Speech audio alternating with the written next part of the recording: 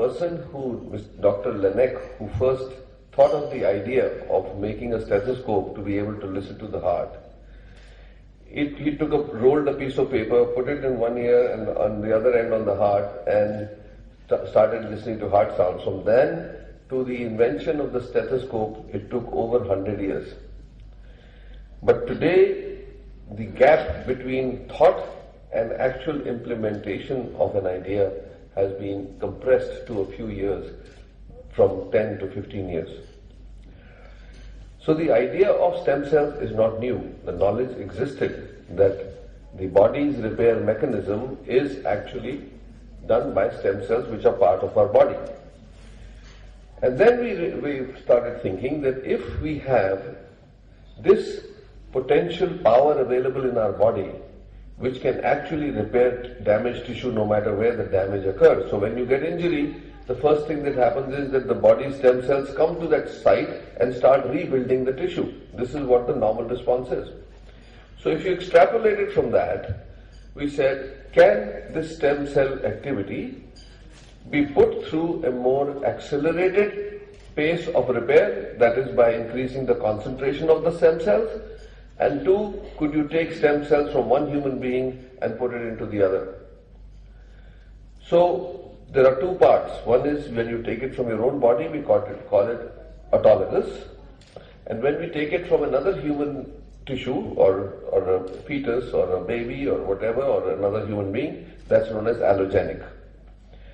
So cryobank concept came in the United States. Cryobank was about 10 years old already when we talked about it, bringing it to India.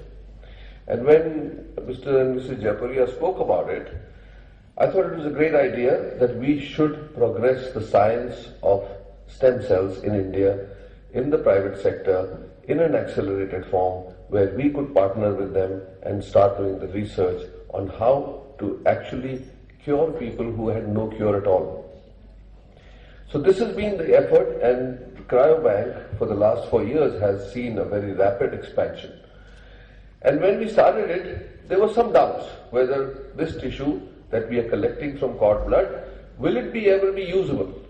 So now you know that it's been vindicated that thousands and thousands of lives around the world in the last 5 years have been saved by preserving cord blood cells from the time the baby is born. Then of course science has progressed. Now we are talking about mesenchymal cells from the cord of the baby, that is the umbilical cord itself, not the blood. So blood has got its own value, the cord itself has its own value because it's got another sort of stem cells which are mesenchymal cells which are even more powerful. So if I was to put it together in layman language, in a very short period of 10 years, a revolution has taken place. This revolution which actually may change the history of human beings in the way injuries, the way deformities, the way inborn diseases or things like leukemia and all those are treated. Science has progressed very rapidly, and Dr. Dharma will actually be able to tell you, because he is dedicated to blood-borne problems and usage of stem cells in those maladies. And then he will be able to give you that this miracle that you are looking at today is actually his work, with Cryobank being able to provide the cells for him to carry out this procedure. So I think from the public's point of view, where I'm telling the media about it, is that there has to be some very responsible reporting done about stem cells.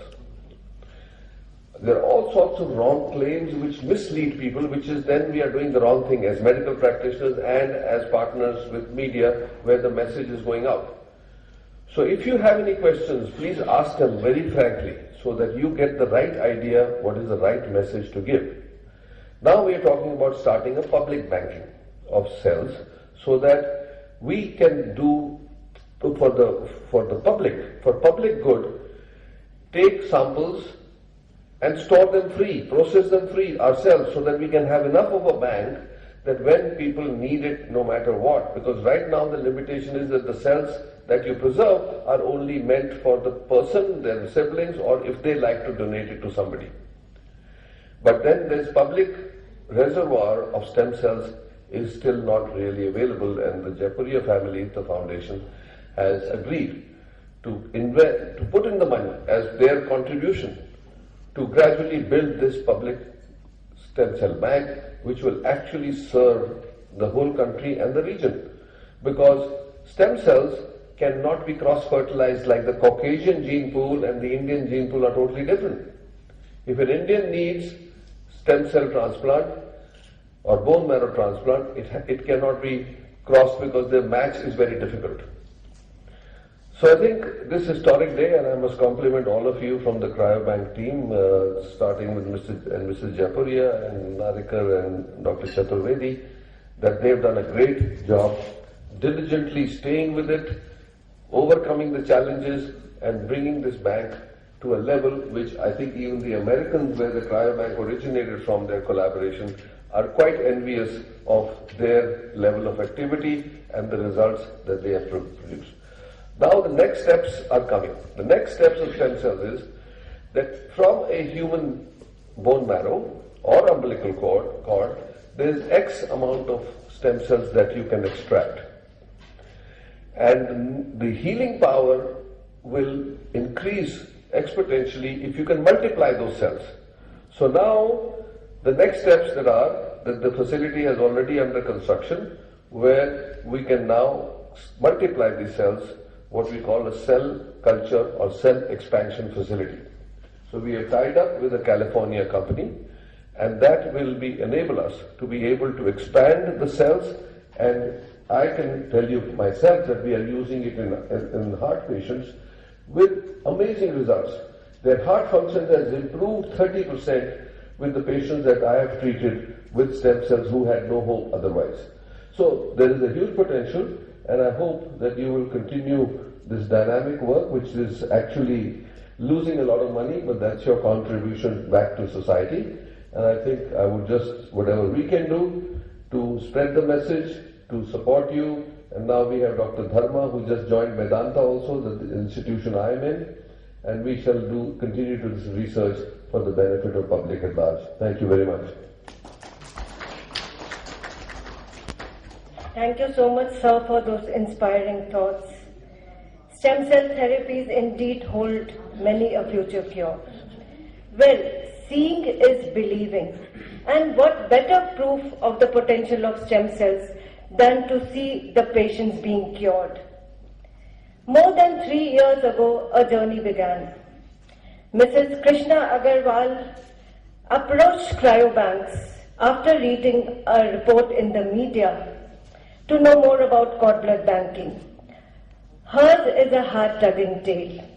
She had a grandchild, Harshita, who was suffering from a deadly blood disorder known as thalassemia major.